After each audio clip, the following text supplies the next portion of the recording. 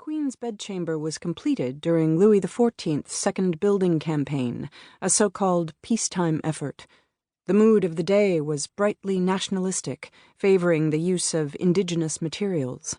Marble from Languedoc and the Pyrenees, tapestries from the Gobelin workshops, despite the fact that the interiors themselves were Italianate in design.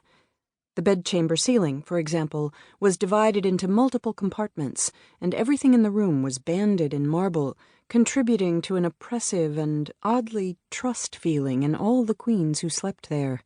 So what if two immense pairs of floor-to-ceiling glass doors provided a fine view of the orangerie, where, in clement weather, the potted palm trees stood row upon row like feather dusters, and just beyond them one could see the glittering rectangle of the pool of the Swiss Guards. And Satory's wooded hills. Hadn't the pool of the Swiss Guards originally been called Stinking Lake?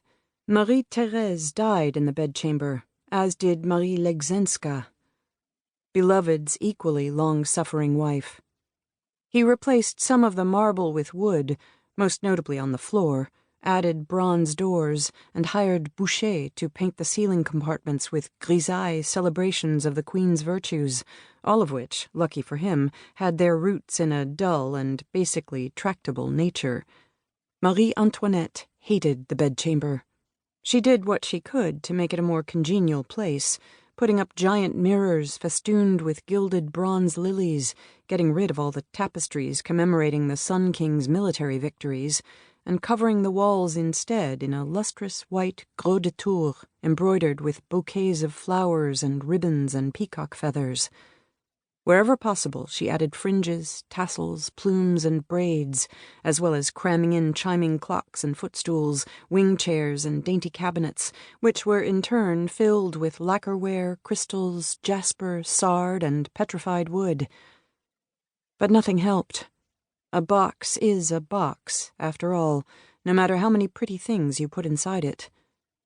Meanwhile, in her thing-filled bedchamber, Antoinette dreamed.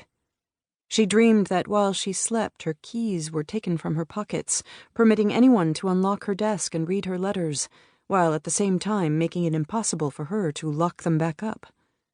She dreamed that while she slept, she was being watched.